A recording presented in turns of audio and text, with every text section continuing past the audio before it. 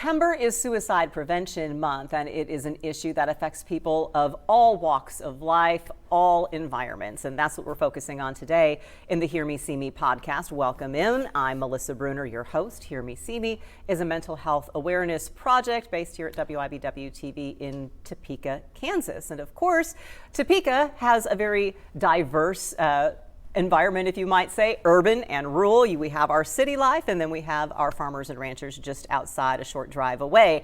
Nick Hasenkamp knows that all too well. He has grown up in Kansas. Welcome to you, Nick. Thanks for having me. And where did you grow up, and where have you been living to experience this kind of dichotomy of lifestyles? I grew up in just outside Corning, Kansas, on a small farm south of there. Corning's got about 5 people. I exaggerate. It's a little bigger than that. Yeah. Still don't have any stoplights, so we're going to hang on to that for a little bit. But yeah, very small town. We lived about 7 miles outside of town. Closest neighbor was 7 miles away, really out in what I call God's country. So you have to rely on your neighbors, especially if you're in 4-H and you're trying to bake bread and you run out of flour. You actually did make bread? My brother was better at it. I was more the animal guy. Yeah. But yes, we were big into 4-H. Mom had us involved in absolutely everything. But to this day, I appreciate all of that. Mm-hmm. It was such a great experience. But yeah, you rely on your neighbors. So yeah, grew up just outside of Corning, left for college down in Wichita for 4 years, try to figure out what I wanted to do. Met my wife there.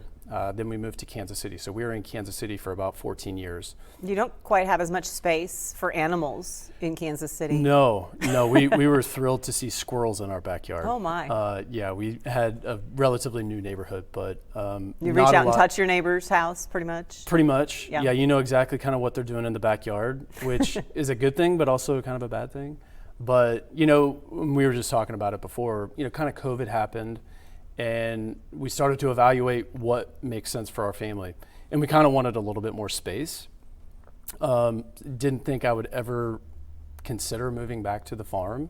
But after some prayer and consideration, we finally made that move to move back. Because, you know, when I was trying to figure out what I wanted to do in college, my dad was always like, just go out into the world. Home will always be here. And I kept that, you know, I've always thought about that ever since high school. Never realized what that meant until that moment we decided it's time to move back home. So how big was the farm? What was the farm operation all about growing up? So farm was relatively small. Dad had some acres. I think all in, maybe Dad was farming somewhere around 300 to 400 acres, somewhere around there. Maybe a little bit less than that, given the time. He had cattle. At one point, Dad had goats. We had row crops. Dad was always one that he was never really going to fit the mold. He was always going to try something new, and very innovative, very self-sufficient in terms of fixing his own equipment, making his own equipment in some cases. Some of them were really dangerous. One involved a chainsaw that probably is not worth talking about. I've been around chainsaws, yeah. Yeah. So he was such a fun person to grow up with. Loved us, extremely humorous, always yanking somebody's chain. But it was a great upbringing that we had on the farm. And it was tough. Was farming his sole profession, or did he do something else? Yeah. Farming was all he did. I think early on in his life, he was a welder down in Wamego, I think for a small period of time. But I think early on in his life, his father, my grandfather, passed away at a younger age. So he committed his entire life to farming. And my mom, she worked at the school district where she still is today for going on 41, 42 years. Yeah. Well, shout out to Mom. What does she do at the school? She works for the school district. Yep. Nice. So she, I think, knows a little bit about everything at the school. So watch out. Nick's mom's watching you. She always watched me in high school, so it's time for her to watch somebody else. And you started to say this, and so I didn't want to interrupt too much, but a little bit of a spoiler alert is that your dad passed away when you were how old? I was 24. You were 24 when your father passed away, so still fairly young. And very young, yeah. You said that it was farming was challenging, and to what extent did you know those struggles? What did you see as far as what made farming tough? Well, for for my dad in particular, it was twofold. He was struggling with some health issues, but really what drives a lot of that stress is the financial pressures of it. Whether that be not having a good crop that year, whether it be a drought that year. So you got your natural issues that every farmer faces every year. Pile onto that the health issues that he had physically. You got medical bills piling up, and then come the mental struggles of, can we get through this? And I think progressively we saw him lose the ability to use his hands. And when you take that ability away from a farmer who's dedicated his entire life to be a farmer, to be someone that's self-sufficient, not wanting to ask for help, you take that away, there's a lot of dignity that's removed with that as well. May I ask what the health struggle was? It's tough. It was a lot of things. Yeah. It was more physical. He would have like really severe abdominal pains. Mm-hmm. It really started when I think I was somewhere around junior high. He had other issues, and one of our favorite memories actually was when we were younger. He would come down to Topeka and have plasmapheresis, I think is what it's called. Huh. Basically pulls out his bad plasma, puts good plasma in. If there's doctors out there, please don't quote me on that scientific term. It made him feel better. It was a treatment. But he would come down for those treatments, and we get to come along with him. And one of the pathologists at Stormont became a good friend of his. And over the course of the years, they actually ended up getting into cattle together. And so we would get to go down, and they had the Army ammunition plant there outside of DeSoto, which is now a big battery factory. Yes. Uh-huh. So they used to run cattle down there together, and that was one of the best memories we had, was going down to check cattle with Dad. And that happened probably somewhere around the junior high time frame that I was in. But that was when we really started to see physically Dad was struggling. He would have severe abdominal pains where sometimes he couldn't get out of bed. So he heavily relied on me and my older brother at the time to really help manage as much as we could on the farm, being 12, 13, 14, 15 years old. And I didn't say this, I don't know if you're aware, I'm the second oldest of 7. So, lots of layer on the financial stress of farming, the medical bills, the physical illness that he has, and then try to figure out, how do I support and raise 7 kids? Did you see how that was impacting him mentally? Or did you just figure, okay, he's having a tough time, he's trying to figure it out? Oh, I saw it. Yeah, I saw it in real time. No one ever really wants to see their dad be as vulnerable as what he was, in the sense that there was many nights where he was just sitting in the truck out in front of the driveway at 11 p.m. at night, school night, just sobbing, and he just needed somebody there to be with him. And me and my older brother, we were there for him at that time. I would love to still be there for him today, but we saw it real time. It was a progression. I don't think depression necessarily happens overnight, but it's a real thing that each one of us saw in a different light. Some of my younger siblings were obviously much younger at the time. When we moved away to college, me, my older brother, my younger sister, then they, got to experience. They got to experience that as well. So you saw him, you knew he was struggling, but you're only in your early 20s. What did you try to do? What were you all hoping you could do to rally around him? I think our first instinct, and I feel it always should, is prayer. We leaned on that a lot. And quite frankly, looking back, I don't know that there were very many resources for us. Resources from where do we go to how do we pay for this? So whether it's financial resources, counseling resources, or medical resources. There was, a couple times he had gone to a mental hospital. Sorry, not to be insensitive, I'm not sure what else to call it. He'd gone there a couple times because it really wasn't the care available.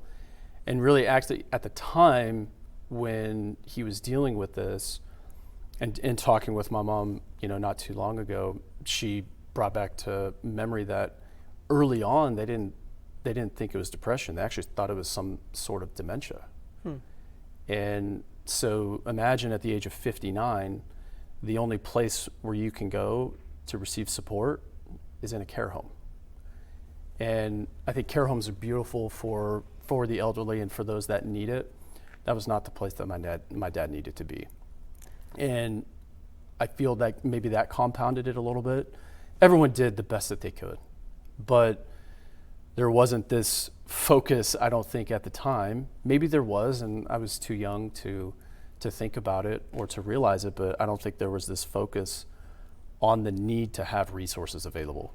And I think you hit the nail on your head, because this was, what year was this? And before we get there, what eventually happened, as much as you care to share with your dad? So it was, well, I'll kind of rewind a little bit. So there was, he was having his health issues, and he ended up being in the ICU early February of 2010.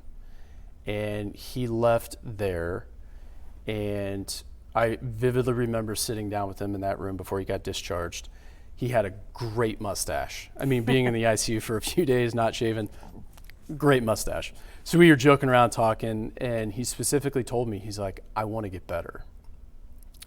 Yes, he meant physically, but I think more so he was talking emotionally and mentally. And we left there. I call him weekly, oftentimes daily. And then we fast forward to the August of 2010 is when we realized he was suicidal.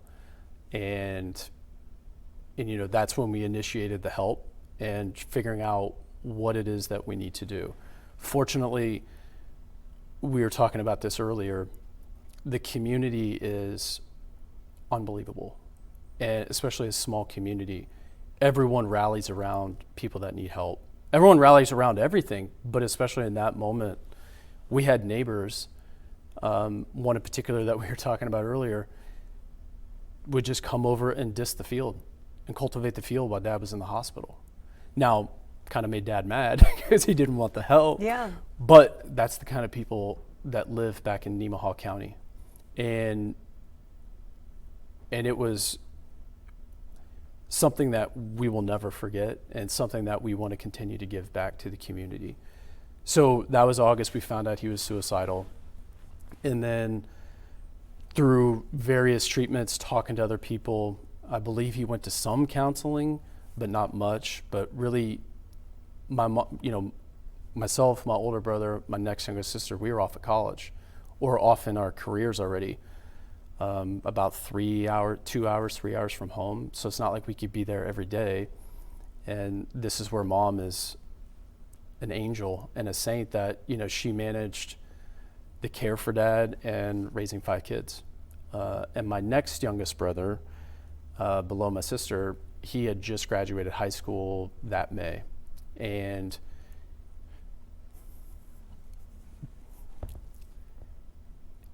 his goal in life was to farm with Dad. And he took on a huge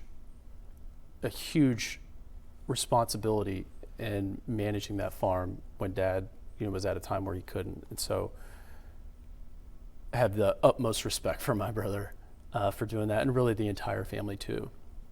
And then things had gotten progressively worse, and the nursing home wasn't the place for him, but we didn't have other resources to take care of him. So that ultimately was the only place he could be.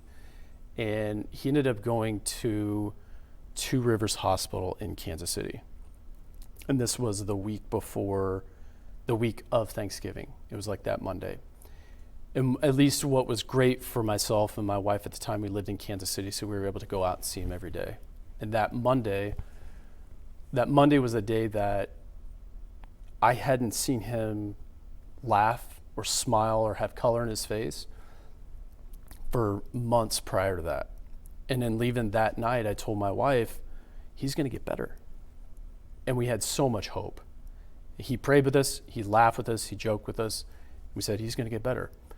And at the time, the insurance, it was that Wednesday before Thanksgiving, the insurance said that he's not suicidal. So they sent him home. So on Thanksgiving morning, Mom went down to pick him up, came back to the farm. We had a great Thanksgiving. We had hope, but at that point, really the only option for us was to bring him back to the nursing home, because we didn't have the resources to be able to care for him. And then we left on Friday, went and said goodbye to him. And then it was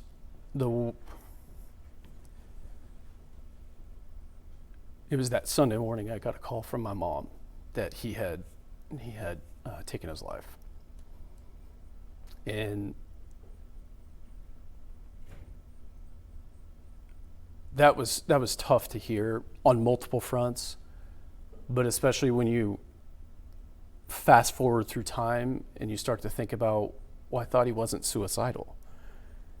Why didn't he have access to the care that he was, that he was allowed to have? And it's just really unfortunate that we didn't have that care at the time, or the resources available. Everyone did the best that they could, and everyone cared as much as they could, but it wasn't the right formula at the time for my dad. And that's what we're trying to do as a family now.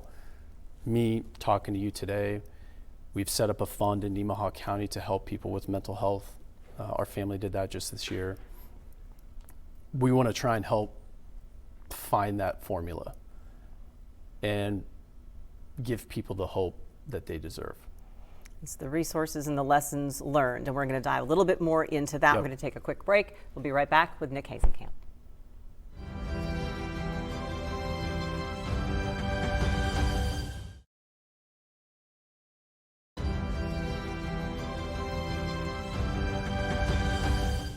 Welcome back into the Hear Me, See Me podcast. Nick Hasenkamp is here with us today, sharing a story that should resonate with a lot of people who perhaps, anyone who has a loved one, but also especially for our rural folks, the farmers and ranchers who we typically think of. And we talked about this with your dad. You just shared how your dad took his own life. You were 24 at the time. This was in 2010. That he was a proud person and he didn't necessarily want to ask for help. In retrospect, the week leading up to his passing, you had a really good week, sounds like. It was an optimistic week. An optimistic week. Optimistic okay. week, yeah. I mean, looking back, do you think there was something that maybe it wasn't as good internally with him? Had he made some decisions? Did he think, was he maybe not as optimistic or as hopeful as you were? I always say, I don't know if it's the right thing to say, but it makes sense to me. The reason he committed suicide is because we didn't think it was going to happen. And I think we all took it very seriously in his mental condition, but we just had so much hope. And when you have that amount of pressure on a farmer who can't use his hands, he had neuropathy. That was another thing he had. He had neuropathy. So it was sometimes difficult for him to walk. His strength, he used to be a really strong human being. And, just over time, he just lost dexterity in his hands, his fingers, being able to walk. And that pressure mounted. And, he gets to a place, maybe individuals get to a place where they lose hope. And when you get to that point of losing hope, it's tough to come out of that. And that's what we're trying to help people see and understand, is there is hope. And the one way that we can do it, and I always use this adage, I stole it from somebody, I don't know who said it, but you hear the word hope, it's hearing other people's experiences. And I think the more that I can do it, this helps me with the grieving process. Even after 15 years, it's not easy. But even those that are going through it in real time right now, knowing that there's hope, knowing that they're not a burden, because that's one thing that Dad, said oftentimes. He's like, I wish I wasn't the burden on you guys. And It was far from the truth. He was not a burden at all. But when he convinced himself of that for so long, it's a tough hole to climb out of. So you have been sharing your story quite a bit over the years. So lesson number one for farmers and ranchers. I've been around a lot of farmers and ranchers in my life. They are very tough people, and I think that that's part of the problem that the rest of us have to get over is we think they're so strong, they're so self-sufficient, we don't need to worry about these sorts of things. So for all of us, but in addition to farmers and ranchers themselves, because they are very proud people who want to, you said your dad, somebody helped out by disking the field, and it was a great thing that they did, but your dad was probably like, I didn't need that, right, you know? And right. I hear it in my family all the time, well, I'll get to that tomorrow. Well, no, we need to help you out. Because and the irony is, my dad would have done that in the snap of a finger for somebody else. And I really want to encourage people, especially people that are struggling with mental health, that are struggling with depression, they don't want to ask for help. Give that person the ability to provide service to you. Because providing service to others is one of the best feelings in the world. It allows us to focus outside of ourselves and not internally. And so if you have that ability to let somebody help you, please do. So, yeah, lesson number one, give help and ask for help. Don't be too proud to accept help. You'd mentioned that you'd started a fund to increase mental health care. What have you learned about that, and what do you hope people start to pay attention to in that realm? Yeah, so it's relatively new. It's a few months old. So in Nemaha County, there's a Step Up Foundation where many organizations, towns, causes within the county can raise money for those causes. And we had talked about this for quite some time as a family. Pardon me. We talked about this quite some time as a family about how can we give back emotionally from a medical perspective, counseling perspective, but sometimes most importantly financially. And so we've started a fund. It's not going to make any sense to you, so give me some time, I'll explain it. It's called Grease for the Merry-Go-Round.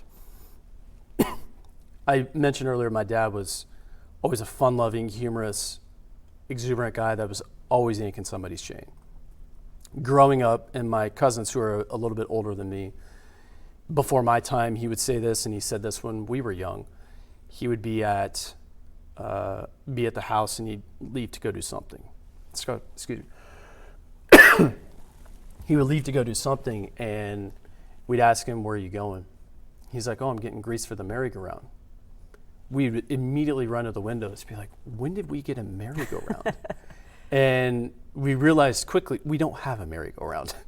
But Dad was off doing something that he wanted to do, whether that be going into the field or, going to hang out with some buddies and drink coffee, whatever it be. But it was grease for the merry-go-round. And we thought, all of us independently felt that's the perfect name for this. Mm-hmm. But if you think about the symbolism, a merry-go-round runs smoothest when it's greased. And for some of life's roughest moments, just like a rough merry-go-round, a little grease goes a long way. And we're hoping through that fund that we could provide a little grease to anybody needing hope, needing help, and needing a moment to smooth out within that circle.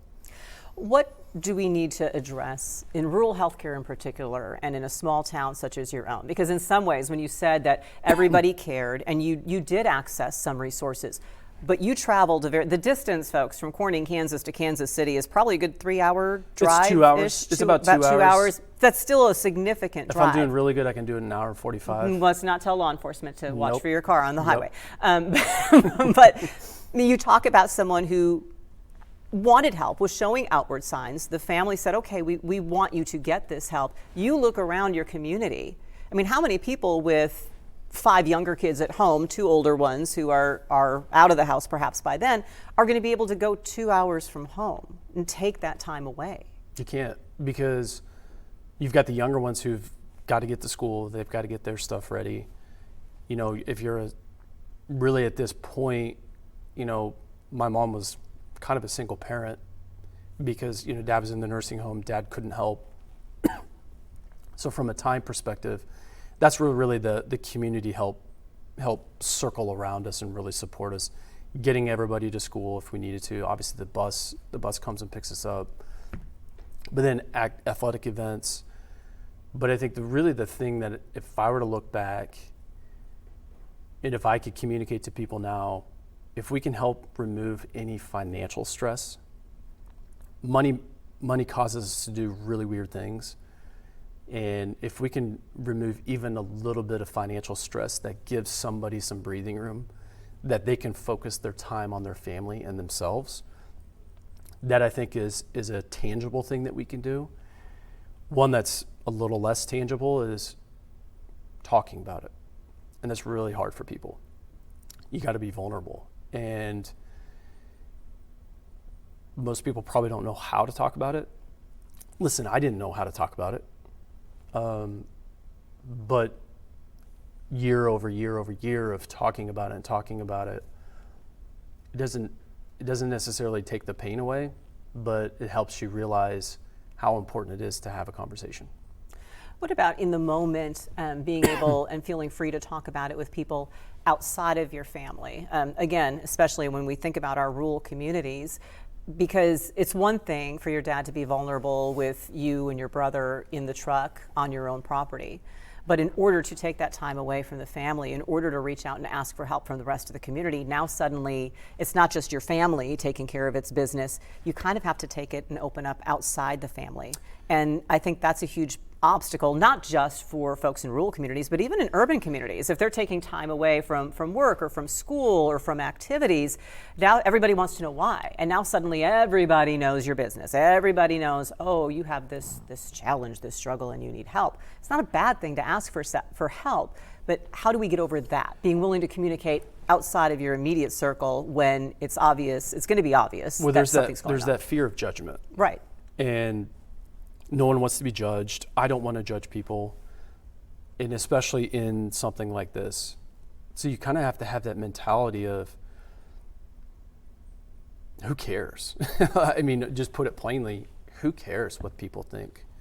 When you need help, who cares what that looks like? If, let's just say some of this was caused by maybe a misstep or a bad decision years prior, we're all afforded the ability to make mistakes. But let's not compound those issues by not talking about it, by saying, oh, I don't want to talk about it because I'm fearful that someone's going to judge me. That's probably not the best approach. I think forgiveness goes a long way. And especially if we can forgive others, that's great. But if the moment we can start forgiving ourselves, that's when real healing can happen. What's been the reaction that you've received as you've started to go out and share your story more frequently? Only positive. Really, it's only been positive. I'm my own worst critic. I'll go out and talk about it, and this is the nature of my mom in me and being competitive. I think about what could I have said differently? What could I have done better? And that's that fear of judgment that, I'm being a hypocrite. That's that fear of judgment of, did I say it right? Did I do it right? But I'm doing what I asked to do. And I firmly believe that God has asked me to continue to talk about this. And it's only gotten, I would say, easier in what to say. How to say it is still a struggle. But it's something that we have to continue to do. It's hard to ride your bike the first time. It's really hard. But before you know it, you're ramping terraces with a bike. the Done it many times. Broken bones? Yeah. The reaction from people, has it surprised you at all? Or is it what you suspected? And in that I mean, do people come up to you and you're kind of hearing that this is something that affects more families, and it is something that people have struggled to figure out how to ask for help for? I travel a lot for work, and I've gotten to meet a lot of great people around the country, and listen, I'm an open book, just like I am today. And through various means, we get into the conversation of my dad or whatever, and I'm okay bringing it up that we lost Dad to suicide because somebody else is struggling.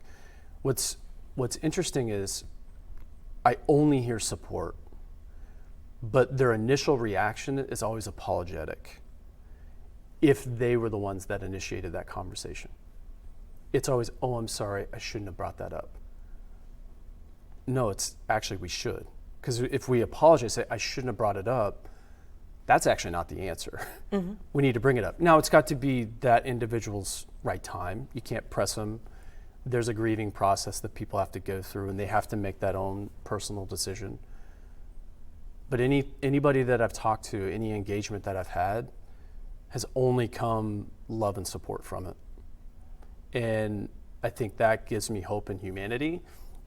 It gives me hope that there is going to be a solution for mental health at some point. We can't just throw money at it. Everyone individually has to engage in that. And the one way that we can all engage, whether we have financial means to do it,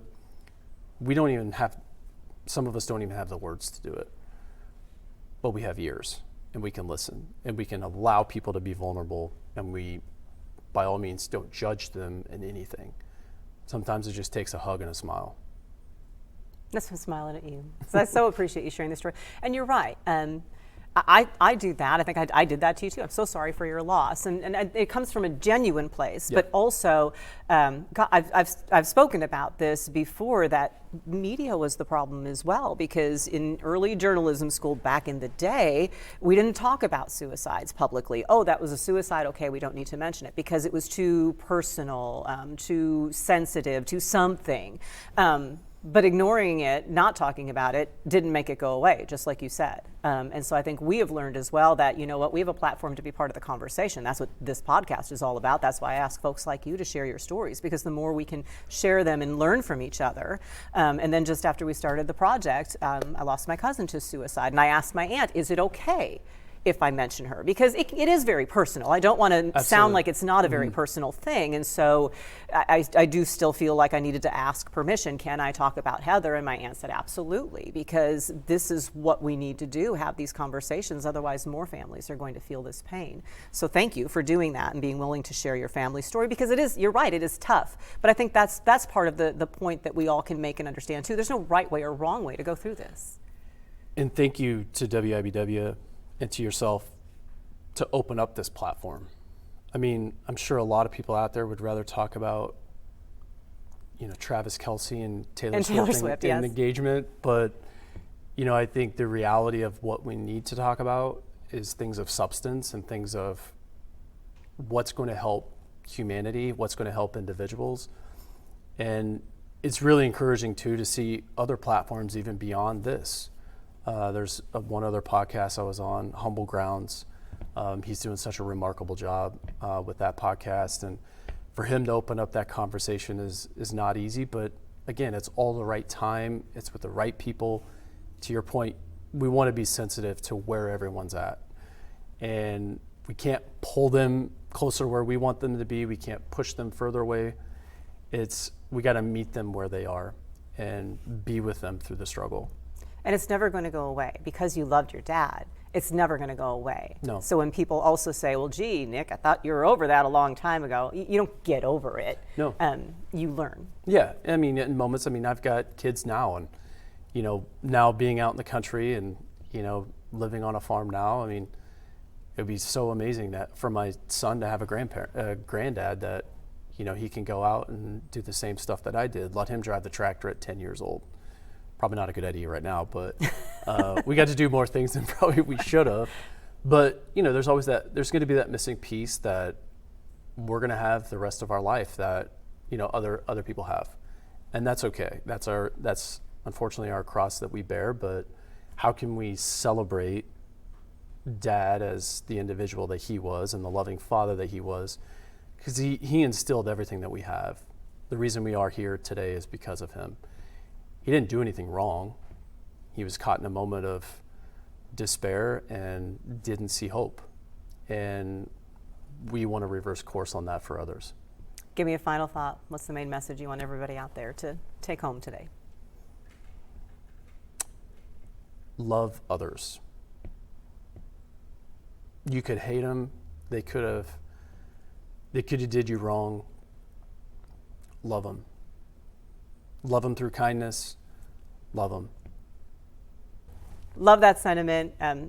Travis Kelce and Taylor Swift love each other, so it's a nice, fun distraction because we all need distractions in our life. Sure. Yeah, Sure. but if people are struggling, we absolutely want you to know that 988 hotline is there 24/7 for yourself, or if you're concerned about a loved one, please take advantage of that.